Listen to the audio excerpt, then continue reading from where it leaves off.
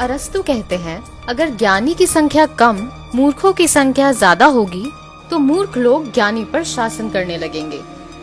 मानो या ना मानो, लेकिन भारत है तो मूर्खों का, महामूर्खों का ही देश है। आपको ये बात भले ही अटपटी लगे, लेकिन अकाट्य तथ्य तो यही साबित करते हैं कि भारत बकायदा एक मूर्ख प्रधान देश है।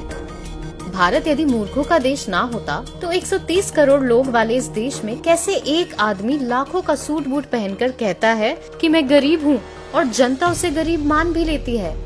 मोदी की एक ही जाति है, गरीब। भारत यदि मूर्खों का देश ना होता तो सीबीआई, ईडी, आईटी, एनआईए जैसे एजेंसियां जिस एक आदमी की कठपुतली है, वो आदमी कहता है मुझे सताया जा रहा है और लोग मान भी लेते हैं। भारत यदि मूर्खों का देश ना होता तो जिसके पास संसद में भरी बहुमत हो, जिसकी पार्टी 22 राज्यों में सत्ता में हो, वो कहे कि विपक्ष उसे संसद में काम नहीं करने दे रहा और लोग मान भी लेते हैं। भारत यदि मूर्खों का देश ना होता तो भ्रष्टाचार में जेल काट चुके लोगों को टिकट देकर भी कहता है कि मैं भ्रष्टाचार के खिलाफ लड़ रहा हूँ, लोग उसे भी सही मान लेते हैं। भारत यदि मूर्खों का देश ना होता तो जिसके शासन में सबसे ज्यादा भारतीय सैनिक शहीद हुए, वो कहता है कि दुश्मन उससे कांप रहा है। ये हमारा सिद्धांत है, हम घर में घुस के मारेंगे। भारत यदि मूर्खों का देश ना होता तो जिसके राज्य में सबसे ज्यादा किसानों ने आत्महत्या की हो, फिर भी वो कहता फिरे कि उसने किसानों को खुशहाल बनाया है और लोग मान भी लेते हैं। भारत यदि मूर्खों का देश ना होता तो जिसके राज में बलात्कार की वारदातें रोजाना नए कीर्तिमान बना रही हो, फिर भी वो कहता है उनका बेटी बचाओ अभियान सफल है और हम मान भी लेते हैं। बेटी बचाओ, बेटी पढ़ाओ।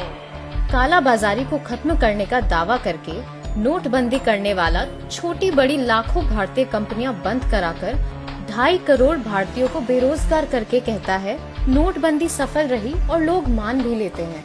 ये नोटबंदी लगी, ये सबको बाहर आना पड़ा और वही रुपये हैं जो आज इतना सारा काम हो रहा है। देश का प्रधानमंत्री कोरोना वायरस जैसी आपदा में सरकार की तरफ से की गई व्यवस्था के बारे में जानकारी देने की बजाय लोगों से ताली और थाली बजाने की अपील करता है और लोग अपनी छतें, बालकनी और गलियों में जुलूस लेकर निकल जाते हैं।